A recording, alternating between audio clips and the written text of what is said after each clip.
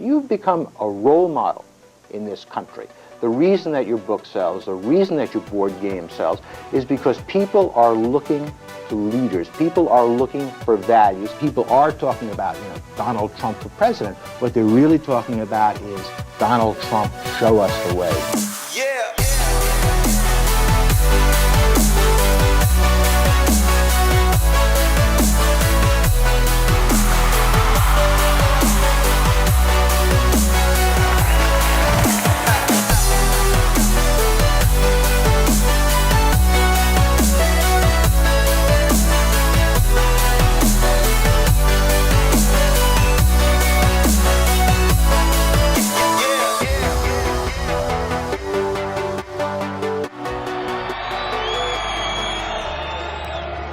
Right now, we're the highest taxed country in the world. Under my plan, we cut not only taxes for the middle class, but we cut taxes for corporations. We will bring back trillions of dollars that's offshore. Right now, they have $2.5 trillion.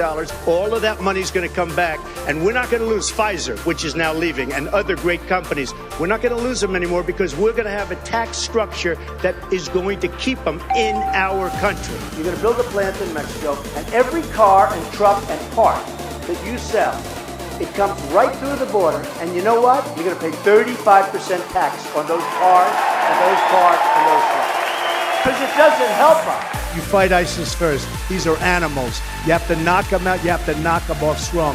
You decide what to do after. You can't fight two wars at one time. If you listen to him and you listen to some of the folks, that's why we've been in the Middle East for 15 years and we haven't won anything. We've spent $5 trillion in the Middle East because of thinking like that. But when you see the politicians and you say, man, that's a bad deal. That's such a stupid deal. How can anybody be so stupid? The reason is the politicians are being taken care of by their lobbyists and their special interests. And this is on both sides. This is on the Republican side, the Democrat side. Money just pouring into commercials. We are not going to be controlled by people that are special interests and lobbyists that everybody here has contributed to. And you know what? They do exactly what those folks want them to do. I'm self-funding my campaign. I'm putting up all my own money. Nobody knows the game better than me. Nobody knows the game better than me. Obama got every single thing he wanted. He got where the migrants can come into our country.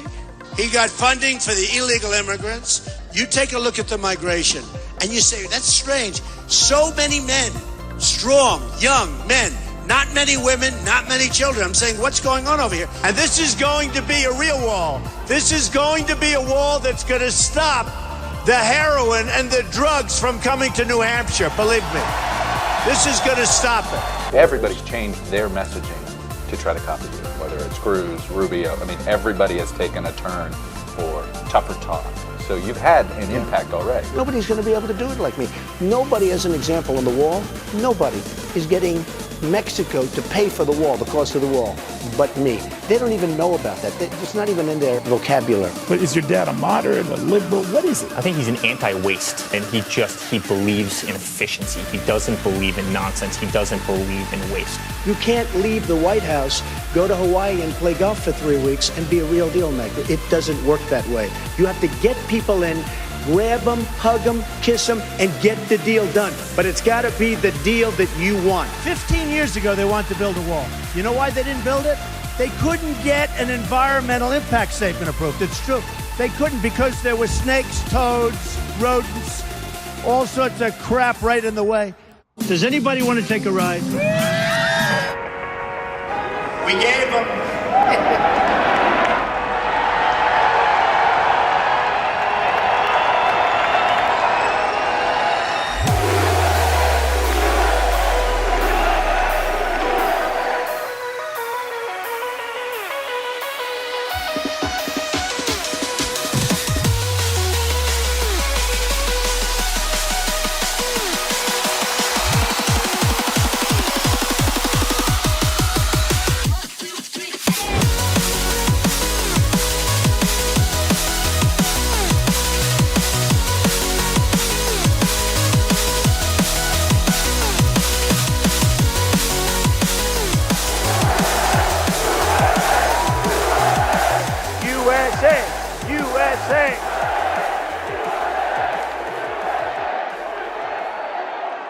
If we had a real,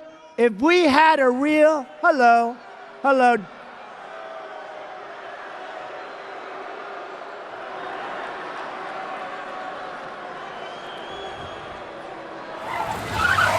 Thank you, Seattle, for being one of the most progressive cities in the United States of America. We want an opportunity to address. We want an opportunity on the mic. Well, ask him. Get him in check or we're shutting this event down. Now. If you do not listen to her, your event will be shut down right now. Right now. Your decision. Make a decision now. That's your attitude that I have nothing to say. We will give you, how long do you want? Okay. All right, so we are trying to be reasonable. We are trying to be reasonable. We are trying to be reasonable. We are reasonable. We are trying. We're gonna give you, we're gonna let you on the mic. We're gonna let you on the mic. That's not happening with Trump, folks. That's not happening with Trump.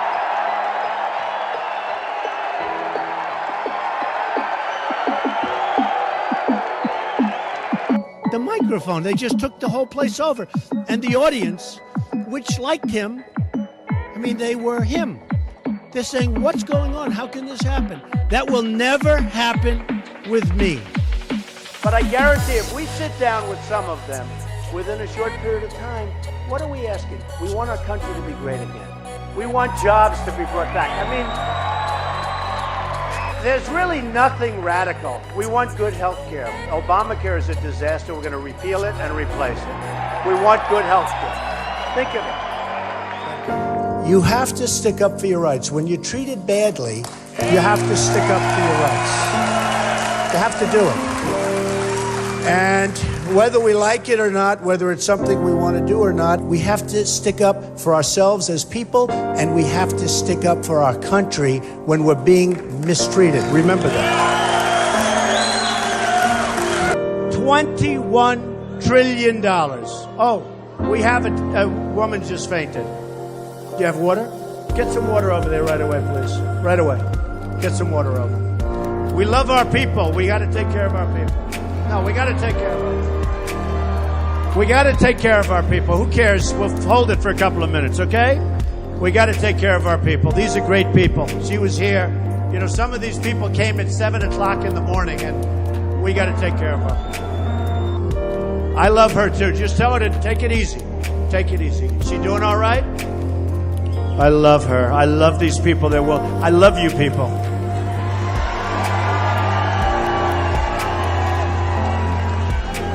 What makes your father tick? Work. Honestly, work and family. He's the last man you'll ever see that'll take 3 weeks and go to Aspen or 3 weeks and go somewhere. I mean, he loves work. And regardless of who he was meeting with, if we called, he took the phone. I mean, from when we were 6 years old, I'd call. He'd be negotiating with the CEO of a major bank, and he would make them wait. He'd take the call from us. Our times together were learning, playing in his office. He would always sneak me down to get a candy bar, in the lobby. For you, always go into a field that you love. You got to love it. You got to love it. If you don't love it, you're not going to be successful. Even if people say, oh, you shouldn't, you got to love it. She's surrounded by doctors. She's surrounded by doctors. No thanks to Obamacare, that I can tell you. No? And by the way, the police, they're over there. They do a great job. They are great. They are. They're getting pretty well beat up. These are great people. And it's not me. I'm a messenger in a sense. It's all of us. It's a movement. I'm telling you. It's a movement. It's a movement. Who is the person, though? Raise your hand. Who's the person that took action over there? Come here. I love these guys. I love these guys. I love these people. Come here. He's a great public speaker, this guy. I got 2 tours of Iraq. I'm a Richmond County deputy.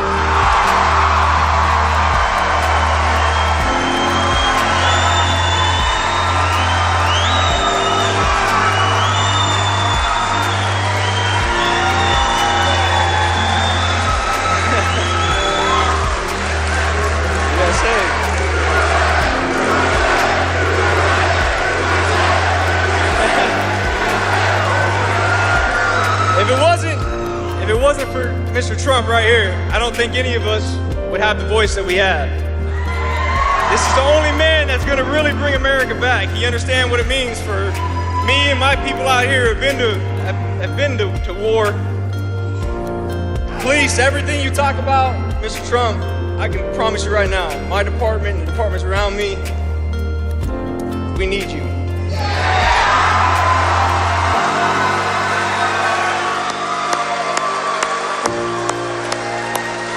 People really break down what he's trying to say.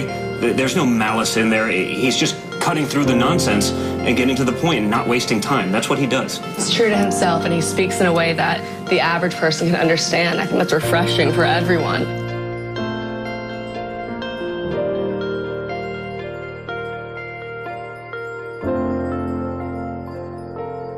Look at this, huh? What a troop.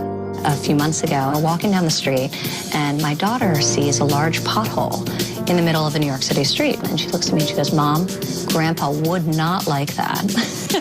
So it's very cute. And she's 4. Well, that's where I wore and earned. I mean, he made us work. We were on construction sites and we were working. And at the end of the day, you were tired and you earned minimum wage. And you take that money that you had and you don't want to spend on something good. To say we weren't spoiled would be laughable. But we were spoiled with great education, great experiences. But we weren't the kids showing up to college with, a Ferrari. We always had to sort of earn whatever it is that we wanted. And that, I think, prevented us from doing a lot of the other things that you've seen as, downfalls perhaps in other children who have similar circumstances. What do you dream about most frequently? I have good dreams, just having a good life. Good family, good life, so important. Barbara, I see people that are very wealthy, friends of mine that are immensely wealthy people, the wealthiest people in the world. A lot of them aren't happy. They don't have a good family life. They don't have a good marriage. They don't have good kids, or their kids are on drugs. And the happiest people I see are people that have a great family life. We're going to win so much that you're going to sick and tired. You're going to say, "Please, please, Mr. President, we're sick and tired of winning. Please let us have at least one loss. It's no longer exciting to win." And I'm going to say, "No way, we're going to keep winning, and I don't care if you like it or not." Sometimes I'll tell him, you have to, slow down, but it's the only speed he knows. And I kind of love that about him. I never, ever quit. I never give up. And in one way, that can be a little aggravating to people. In another way, I think it's a good trait. I will do a great job. And I'll make a lot of people happy. It'll be a very positive thing. I don't need it for myself, for my ego. I just think I do a great job. I'm working for you. I'm not working for anybody else. We're going to use common sense. We're going to use heart. We're going to use business skills. We're going to use our best people, and we're going to make America great again. Greater than ever before, and we can do that. And we're going to win, and we're going to win a lot.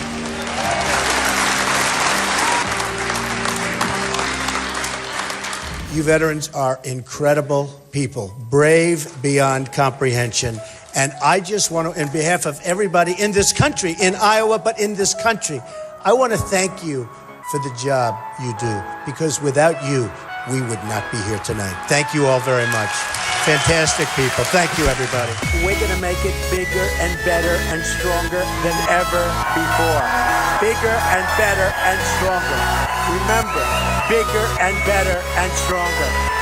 And we are going to make America great again. And I love you all. I love you all. Thank you. I love you all. We're going to do it. We're going to do it. We're going to do it. Thank you. Thank you, everybody. Thank you.